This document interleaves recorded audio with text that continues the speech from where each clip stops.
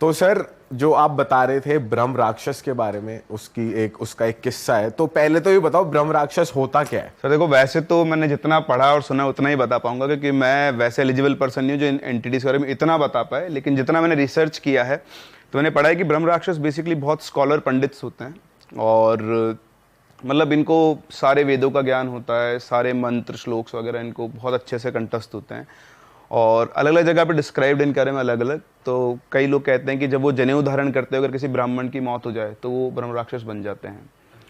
या फिर ऐसा बोलते हैं कि इस तरह कोई स्कॉलर पंडित है, अगर उनकी डेथ हो गई और कोई उनके मन में कुछ रह गया है, कोई इच्छा रह गई है, तो वो ब्रह्म राक्षस बनते हैं। अनटाइमली डेथ, जिसको अनटाइमली डेथ होती है, और मतलब स्कॉलर्स होते हैं।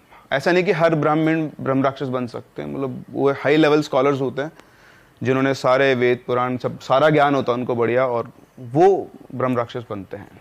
और ये इतने फियर्स होते हैं ना कि अगर किसी के पीछे पड़ गए तो दुनिया की कोई ताकत, मतलब दुनिया की कोई ताकत उसे नहीं छुड़ा सकती। मतलब जो भी, हाँ, वो अपनी मर्जी के मालिक हैं। वैसे वो बहुत शांत होते हैं, वो किसी को परेशान नहीं करते। जहाँ है वहाँ, मैं आपको बता दूँ, ऐसा लिखा गया है, मतलब अलग अलग जगह मैंने पढ़ा है कि वो जनरली पीपल के पेड़ में रहते हैं। और ऐसा कहते हैं हिंदू पुराणों में कि पीपल के पेड़ में ब्रह्मा जी का भी निवास होता है। तो इसको पहचानने का भी तरीका होता है। मतलब बेसिकली अगर एक पेड़ नीचे से तने से हरा भरा है और ऊपर से सूख रहा है, तो दैट मीन्स उसमें ब्रह्म राक्षस का वास होता है, ऐसा कहा जाता है। और नाम भी उन्हीं से रिलेटेड है। नाम भी नहीं, अगर वो पेड़ नीचे से सूखा हुआ और ऊपर से हरा भरा है तो कहते हैं कि उसमें ब्रह्मा जी का निवास है। अगर वो नॉर्मल है, ऊपर नीचे दोनों से हरा भरा है, दोनों से सूखा हुआ है, तो एक नॉर्मल पेड़ है। लेकिन अगर वो नीचे से हरा भरा और ऊपर से सूखा हुआ है, तो ऐसा बोलते हैं कि उसके अंदर ब्रह्म राक्षस का निवास हो सकता है। तो ऐसा कहा जाता है। तो ऐसी एक स्टोरी है जो मेरे साथ शेयर की थी किसी ने बहुत टाइम पहले, और उनका सामना हुआ था एक ऐसी एंटिटी से, और उस प्रोसेस में एक आदमी की जान भी चली गई थी। सो आई होप आप लोगों को स्टोरी पसंद आने वाली है। बिल्कुल सर, स्टार्टिंग से सर मजेदार। तो ये बक्सर डिस्ट्रिक्ट है बिहार में, उसके पास में एक गांव है। उस गांव का नाम है, गांव में एक छोटा पार्ट है, उसका नाम है उपाध्याय का टोला। तो उपाध्याय का टोला नाम से तो लग रहा है कि वहाँ पे सभी लोग जो रहते हैं उपाध्याय होते हैं। तो उपाध्याय बेसिकली स्कॉलर ब्राह्मण्स होते हैं। तो ऐसे ही पूरा एक गांव था। तो वहाँ पे एक पंडित जी रहते थे, उनका नाम था रमाकांत जी। तो रमाकांत जी जो थे, उनके 2 बेटे थे। तो उनकी माली हालत ऐसी बहुत ज़्यादा अच्छी नहीं थी, छोटा सा गाँव था। तो उनका एक बेटा आर्मी में चला गया। तो आर्मी में गया, उसकी सैलरी वैलरी आना शुरू हुई धीरे धीरे, तो थोड़ा घर को सपोर्ट करने लगा।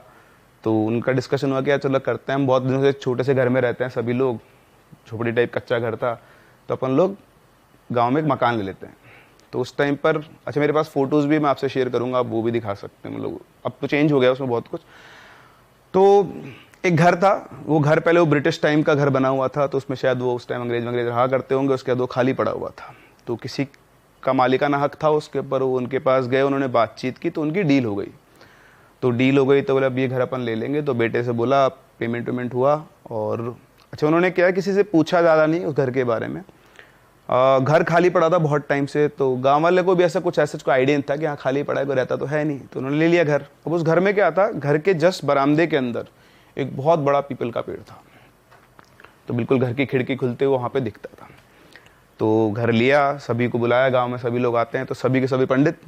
अब वहाँ पर सत्यनारायण भगवान की पूजा हुई। तो बीच में घर में हवन लगा, और सत्यनारायण भगवान की पूजा के लिए पंडित जी आके बैठे, और उन्होंने अपने वो श्लोक बोलना शुरू किए।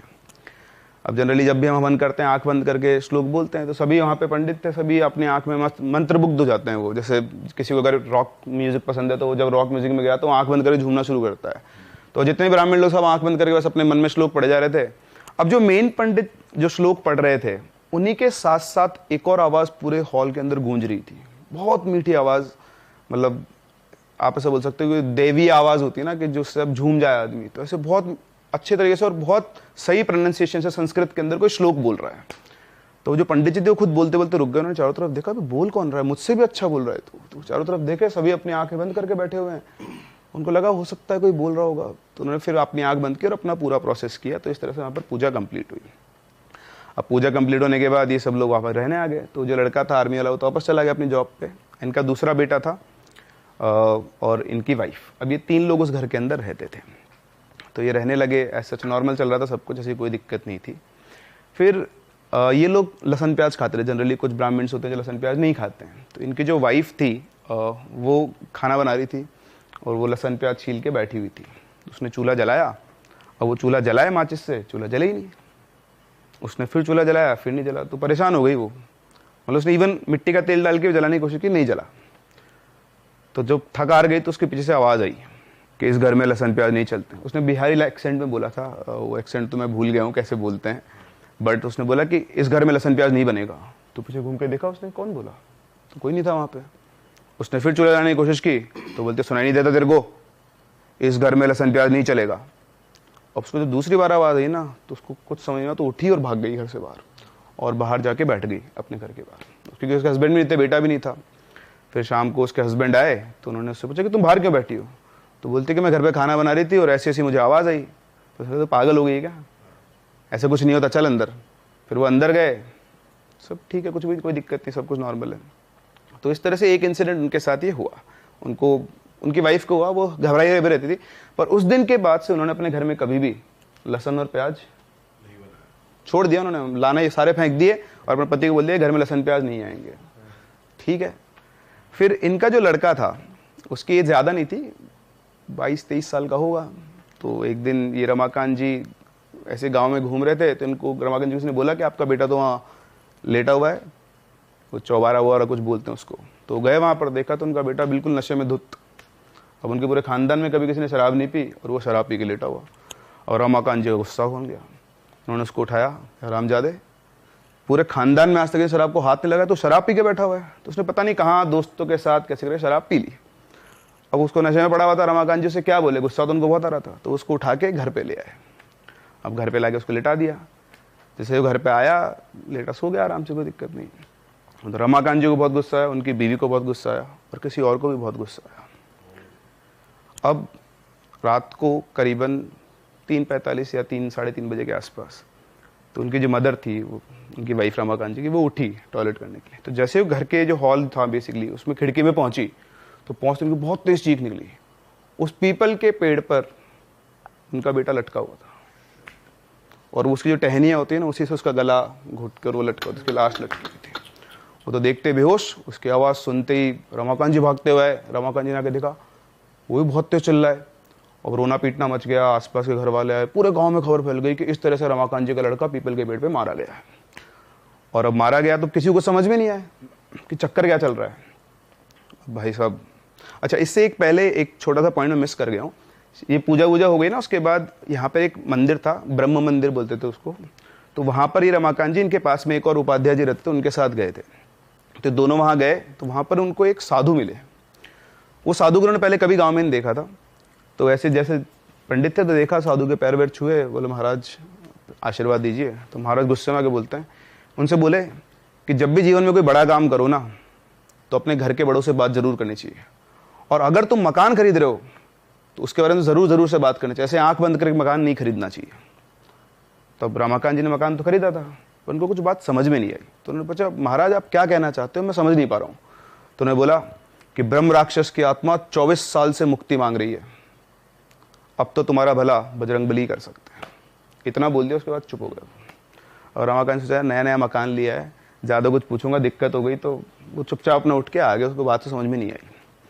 लेकिन अब वो आज कनेक्ट कर पा रहे थे, तो पूरे गांव में खबर फैल गई कि भैया इनके घर में ब्रह्म राक्षस है, क्योंकि वो जो उपाध्याय जी थे उनके सामने बात बोली गई थी। तो अब लड़के की डेथ के बाद अब वो करेगा, वो समझ में नहीं लग रहा, कोई कारण तो दिखे कि क्यों वो लटका है वहाँ पे जाके।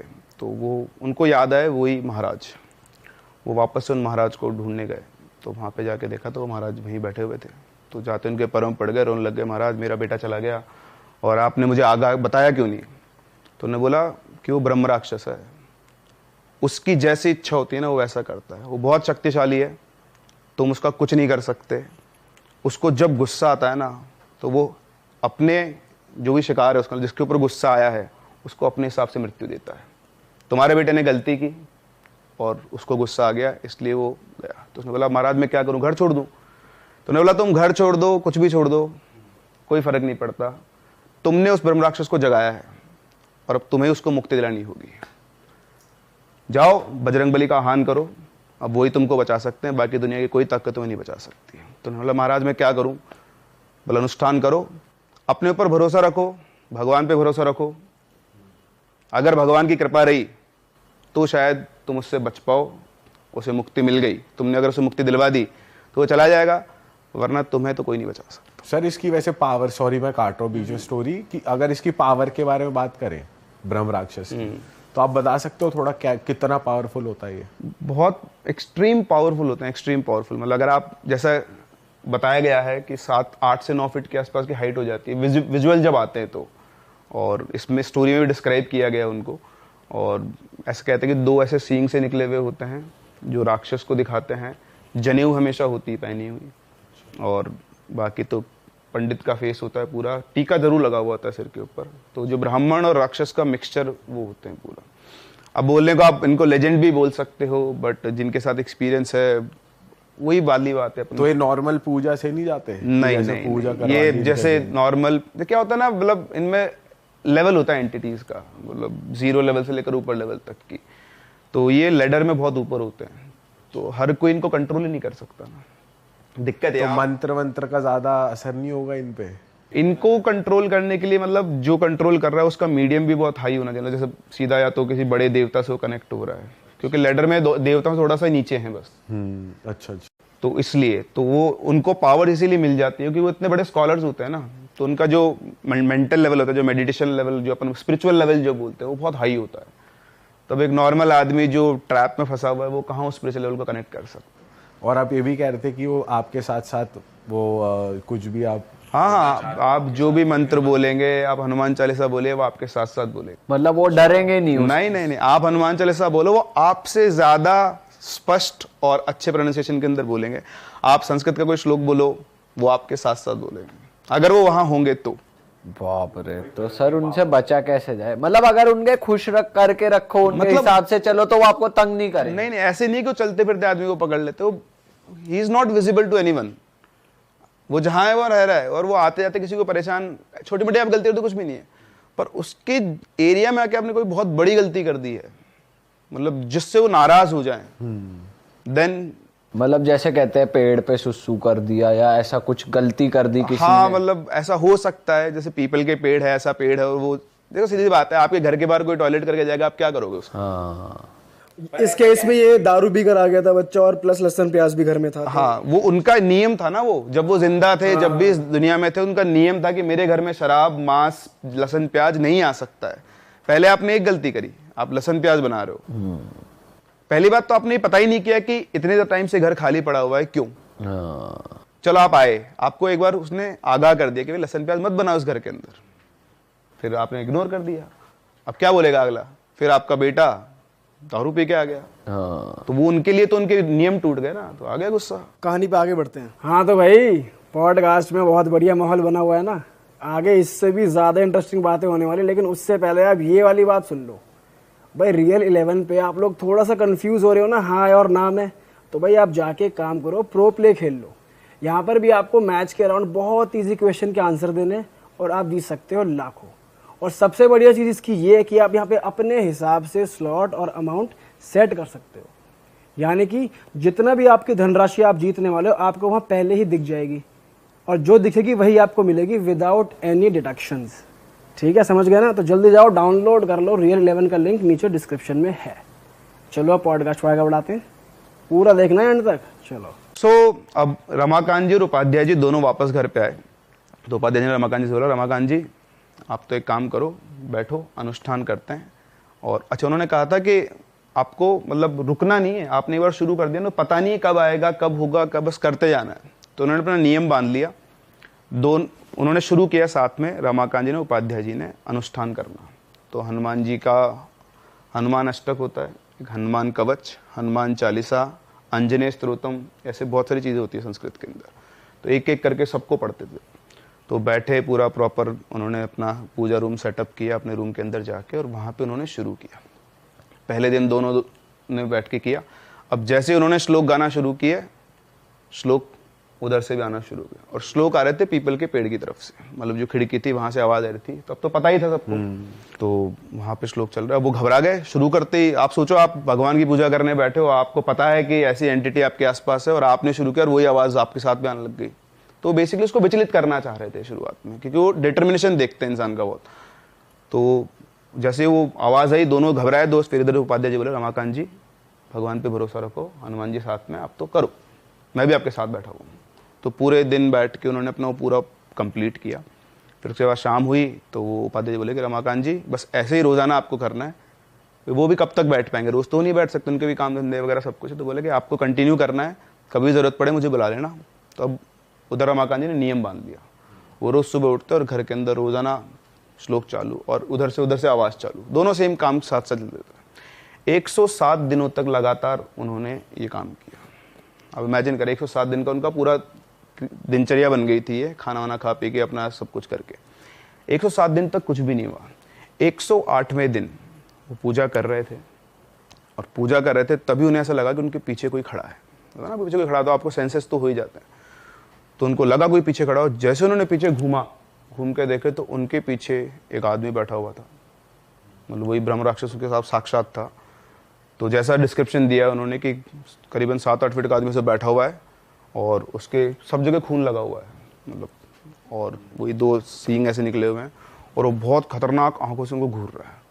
वो कुछ ना कुछ संस्कृत में बड़बड़ाया और जितने कुछ बोला, रमाकांत जी बेहोश। अरे तेरी, आप देख लो ना, अगर आप एकदम से ऐसे देख लोगे तो आप अपने भी बेहोश हो सकते हैं, फ्यूज उड़ जाता है सारा। फिर उठे वो, उठ के ही वो बोले कि देखा तो कोई भी नहीं है यहाँ पे। तो उसकी बीवी आई थी कि आप बेहोश क्यों हो गए, तो उन्होंने बताया कि ऐसे ऐसे मेरे को सामने दिखाई दिए। तो उनको समझ में नहीं आया कि दिखाई क्यों दिए। तो फिर वो वापस से अब किससे पूछें, तो उनको तो एक ही आदमी नजर आए, वो साधु। तो वहाँ गए मंदिर पे, देखा तो साधु है ही नहीं वहाँ पे, सब जगह ढूंढ लिया, साधु महाराज नहीं मिले। अब वो अकेले फंस गए, करूँ तो क्या करूँ। फिर वो वापस अपने घर पे आए। अब उनका अनुष्ठान भी टूट गया, अब वो समझ में नहीं आ रहा उनको क्या करना है। तो वो सोए आके, जैसे उनको नींद आई ना, एकदम से उनकी आंख खुली, और आंख खुल के उनको ऐसा लगा कि अपने आप ही वो उस पीपल के पेड़ के वहाँ चले जाएं। उनको ऐसा फील हुआ अपने आप से, कोई आप बोले एनलाइटनमेंट हुआ या फिर ऐसा कोई ऑर्डर आया। उठे और वहाँ जाके और पीपल के पेड़ के पास खड़े हो गए। फिर उनका मन किया कि मैं यहाँ बैठ के पूजा करूँ। तो वो अपना सारा उन्होंने सेटअप किया वापस से, हवन वगैरह सब, और वो बैठ गए उसके अंदर पूजा करने। और जैसे उन्होंने अनुष्ठान शुरू किया, उनकी नज़र पड़ी पर पीपल की डाल पर, तो वहाँ पर वही ब्रह्म राक्षस बैठा हुआ था पीपल की डाल के ऊपर, वो इनको घूरे जा रहा। अब इनकी हालत खराब, इनको डर लगे बुरी तरह से कि यार सामने वो बैठा हुआ है, क्या करेगा ये मेरा। पर इनका निश्चय, दृढ़ निश्चय कि नहीं, अब तो मैं अनुष्ठान पूरा करूँगा। और उन्होंने वहाँ पर बैठकर सारा अनुष्ठान करना शुरू किया, और इधर ये करे और उधर से वहाँ से आवाज़ चालू। और अब आवाज़ जितने लोग खड़े सबको सुनाई आ रही है, ऐसा नहीं कि सिर्फ अकेले को सुनाई आ रही है। अच्छा। दिख रहा किसी को नहीं, दिख रहा एक ही इंसान को है, लेकिन सबके सब अनुष्ठान कर रहे हैं, पूजा चल रही है साथ साथ में। फिर बहुत देर तक वो करते हैं। फिर उनको सामने से एक ऐसे रोशनी से चलती दिखा दी आई, और एकदम से वो रोशनी आके ऐसे फैल गई। रमाकांत जी बेहोश, उसके बाद सब कुछ शांत। वो दोबारा उठे, उठ के देखा तो उन्हें वो कहीं दिखाई नहीं दिया। मतलब जो एनवायरनमेंट था वो बहुत लाइट हो चुका था उनके लिए। करीबन सुबह 4-5 बजे तक का ये सारा प्रोसेस चला उनका। फिर वो सीधे उठे और अपने वो उपाध्याय जी ने डिस्कस किया आपस में, वापस से वहाँ गए मंदिर। तो मंदिर पे वही साधु बैठे हुए, तो जाके उनको प्रणाम ना किया और बोला कि महाराज ऐसा हुआ। तो उन्होंने बोला कि रमाकांत जी, आपके दृढ़ निश्चय से उस ब्रह्म राक्षस को मुक्ति मिल गई है, अब आपको कहीं जाने की जरूरत नहीं है, आप इस घर के अंदर रह सकते हो, अब आपको कोई परेशान नहीं करेगा। वो जो था वो जा चुका है, और बस आप रहो आराम से। तो उन्होंने कहा कि सब क्या रहूं, मेरे तो बेटा चला गया, हनुमान जी कहाँ थे जब मेरा बेटे को मार रहा था। तो उसने बोला कि ये सब हमारे बस की बात नहीं, हमारे इच्छा की बात नहीं, उसने गलती की, उसने सजा दी, आपने उसको मुक्त करा के उसको बाहर हटा दिया है, अब आप आराम से यहाँ रह सकते हो। तो कुछ टाइम और रहे वहाँ पर, फिर उसके बाद वो वहाँ से चले गए, बेच दिया उन्होंने वो घर। आज भी वहाँ कई लोग रहते हैं, लेकिन उसके बाद कभी उनको कुछ ऐसा कुछ फील नहीं हुआ। सर आपको ये स्टोरी